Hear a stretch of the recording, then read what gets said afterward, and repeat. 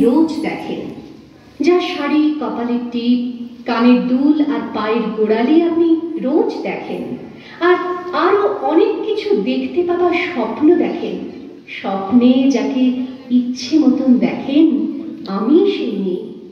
বিহারের প্রত্যন্ত গ্রামে দিনের আলোয় যার ছায়া মারানো আপনার ধর্মে নিষিদ্ধ, আর রাতের গভীরে যাকে বস্তি থেকে তুলে আনতে পাইক বরকন্দাজ পাঠান আপনি, আর সুসজ্জিত বিছানায় যার জন্য অপেক্ষায় অধীর হয় আপনার রাজকীয় লাম্পট্য, আমি সেই মেয়ে। আমি সেই মেয়ে। আসামের চা বাগানের ঝুপড়ি কামিন বস্তি থেকে যাকে আপনি নিয়ে যেতে চান সাহেবী বাংলোয় মধ্যরাতে, ফায়ার প্লেসের ঝলসে ওঠা আলোয় মোদির চোখে দেখতে চান যার অনাবৃত শরীর, আমি সেই মেয়ে।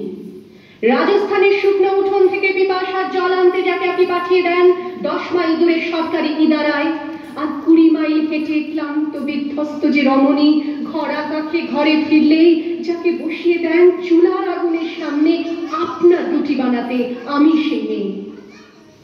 আমি সেই মেয়ে যাকে নিয়ে আপনি মগ্ন হতে চান গঙ্গার ধারে কিংবা ভিক্টোরিয়ার সবুজে কিংবা সিনেমা হলে নীল অন্ধকারে, যার চোখে আপনি এঁকে দিতে চান ঝুটো স্বপ্নের কাজল, আর ফুরিয়ে যাওয়া সিগারেটের প্যাকেটের মতো যাকে পথের দুপাশে ছুঁড়ে ফেলে আপনার ফুল সাজানো গাড়ি শুভ বিবাহ সুসম্পন্ন করতে ছুটে যায় শহরের পথে। কোণে দেখা আলোর পুতুলিতে একা দাঁড়িয়ে থাকা, আমি সেই মেয়ে। আমি সেই মেয়ে, আমাকে দেবতাও যাকে ক্ষমা করেন না, অহংকার আর শক্তির দম্ভে যার গর্ভে রেখে যান কুমারীর অপমান, আর চোখের জলে কুন্তি হয়ে নদীর জলে ভাসিয়ে দিতে হয় কর্ণকে আত্মচোখে, আমি সেই মেয়ে।